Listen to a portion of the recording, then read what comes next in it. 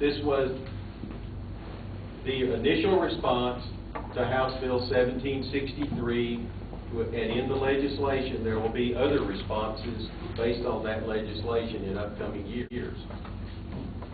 The process involves stakeholders and the GCDs. The 5 groundwater conservation districts, which have been mentioned previously today, were definitely involved. The stakeholders included private groundwater developers, environmental groups, cities, rural water providers, WSCs, river authorities, private landowners, industry within the GMA, power plants, poultry processing plants, and other types of industry, and then agricultural interests that are within the GMA. And these are some agricultural interests that obtain water from either the Sparta, Queen City, the Powder Bluff, Simsboro, or Corrizo aquifers. It was an open process. There were 13 public meetings held between December 2005 and August 2010. There were from 20 to 100 attendees, and there may have been a few more than 100 at one of the meetings. But they were well attended. Many of them, or all of them, took place in this very room, centrally located within the GMA. We had unrestricted public comment, and presentation was received at each of the meetings. There was opportunity for that. In addition to the input received at the meetings, there was a meeting held exclusively on October 30th, 2008 to receive stakeholder presentations. That occurred at this venue. Individual districts also had more than 35 meetings to obtain input from existing and potential permittees, state agencies, environmental groups, and any other stakeholders.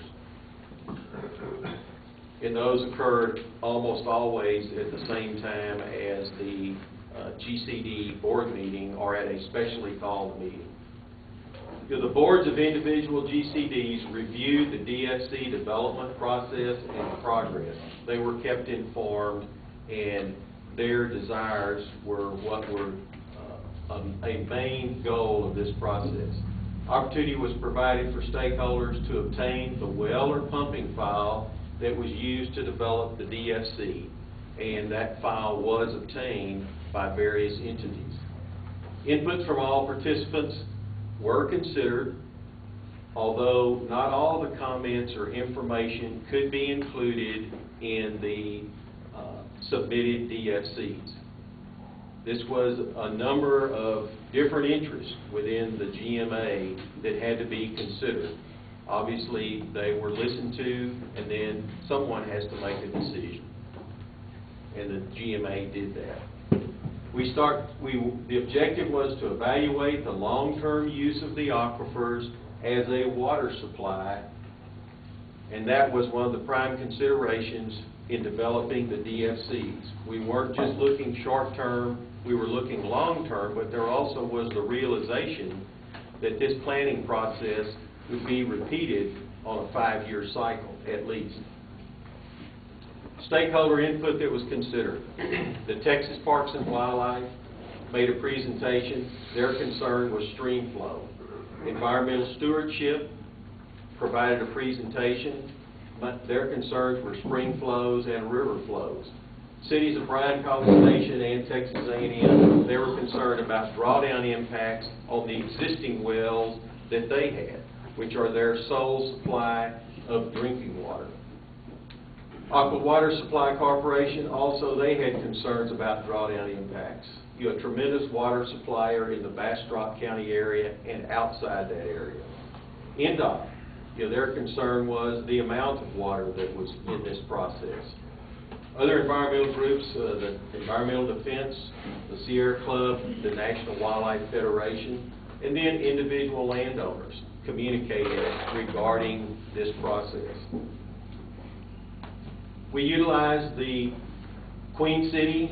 Central Queen City Sparta GAM, a tool, a model, a good model developed by the TWDB. Pumping is an essential consideration when developing a DFC. If there's no pumping, how can there be any drawdown? You have to make some estimates of pumping present and future to even understand how the aquifer is going to respond to those stresses. Develop the pumping or well file based on existing pumping and estimates of the distribution of future pumping. If we had to estimate where the future pumping would be, that's part of a planning process, whether it's this type planning process, a population projection process, any of those things. You have to estimate where things could occur. Will all of those things occur? They will not, but those can be adjusted in time.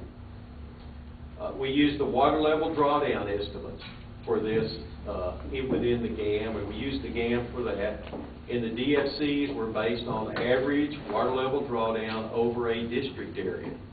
Also, in you're reviewing the GAM, we looked at the pumping test information from NDOT. The transmissivity on that test is very similar to the transmissivity for cells in the GAM for the Simsboro aquifer in that area. Very similar. It's also one data point in an area that covers 6,800+ square miles, so it's not as if it was representing 1/4 of the GAM. It's representing a small area within the GAM. DFC monitoring and compliance considerations. We wanted an available metrics that was quantifiable. We're probably all looking for that in whatever we do. The water wells in place can provide an effective measurement of aquifer response to pumping. They've been used for that for decades as we have studied water resources in the state, groundwater resources. Tested and proven effective in the past, as I just stated. They can provide data regarding meeting short-term and long-term goals, whether it's an interest of 1 year from now or your best projections of 50 years from now. Those are projections. They're obviously going to be updated in time, as we discussed previously. It's not vague, ambiguous, or arbitrary. It's been used for decades. If it were vague, ambiguous, or arbitrary, I think it would have been abandoned. Average drawdown level change or drawdown method can be directly or observed in monitoring wells, and there is a realization that all of the monitoring wells are not unpumped wells. Some of them are pumped wells. Most of them are pumped wells. A vast majority of them are pumped wells. But you turn the well off, you let the water level recover. If you're consistent in that on a year-to-year basis, you'll know what the trend is in water level through time from being consistent in your measurement methodology. The approach has been shown to be reasonable when performing water resources planning and compliance monitoring. It provides data to measure conformance to a DFC. It's a yardstick that can be used. This method has been used by the Texas Water Development Board, the U.S. Geological Survey, by consultants to gauge aquifer conditions and general groundwater availability, and this has been done for at least 50 years, 60 years, 70 years. Continuing, it's very applicable to the unconsolidated sand and clay of the Corrizo-Wilcox Aquifer. And what we're talking about, unconsolidated, it's porous media flow. It's not consolidated. It's not like the Edwards Aquifer that is a consolidated limestone. This is unconsolidated, like you see on the ground out there, sands and clays. Now this has been covered with gravel. And this method has been used in a majority, 12 of the state's 16 GMA areas, to define DFCs for 50 aquifer applications within those 12 GMAs, and those were approved by the TWDB. Doesn't preclude the consideration of total volume and storage, but it's really a first step in developing an estimate of the volume of water in storage. And it's been used here, it's been used in other areas of the state also. Even the few GMAs where they used a volume remaining in storage as a DFC, there were GAM simulated water levels were used to estimate that DFC, and then the water levels in wells were then used to monitor the DFC in the future to estimate the quantity of water that was withdrawn from storage. And these mainly are in the High Plains area, and I've got a slide regarding that. Therefore, water level measurements are a primary matrix of measuring aquifer conditions across the state, not just here. Here we look at the GMAs using the average water level decline method. You can see all of the GMAs. GMA 12 is about in the middle of this, from the East Texas, the Gulf Coast, to Southwest Texas, over in very West Texas, and part of the High Plains used this method. Another part did not use that method, and these three did not. But 12 of the, 5 did not either. That's the El Paso area. But 12 of 16 did. We think the DFCs were reasonably considered aquifer characteristics. We looked at the response of the aquifer. So past pumping was considered in developing the DFCs. We weren't starting at ground level 0. We were starting with a history of pumping within this area. You know, the effect of new pumping on existing permit holders was considered.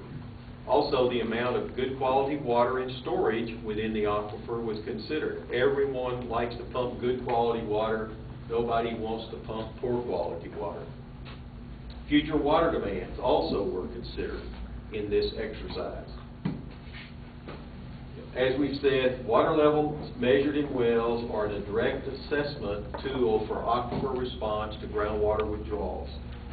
The districts have monitor wells. Some of them, most of them are pumped. There's a small number of them that are not pumped, but they've been used by the districts. Most all of the monitor wells by the TWDB are pumped wells. But there's 65 wells in the Simsboro aquifer. There are others in the Hooper, Queen City, Calvert Bluff, Corrizo, Sparta, and Yawa-Jackson in the appropriate areas where water is withdrawn from those aquifers. And as I said, the Texas Water Development Board has numerous monitoring wells within the GMA, and they have hundreds of monitoring wells outside the GMA in other parts of the state. You know, the monitor wells are spread aerially through the regions of pumping. Are additional monitor wells needed? Yes, they are. And the districts are working to get additional monitoring wells, either drill monitoring wells or take existing wells and utilize them as monitoring wells. And the objective is to get the monitoring wells further down dip within the aquifers. The DFCs are based on the average water level drawdown over individual districts within the GMA. They're not based on one average water level drawdown over the entire GMA. So these are district specific, and that's appropriate. The adopted DFCs, they allow for a continuing increase in the quantity of water that can be pumped.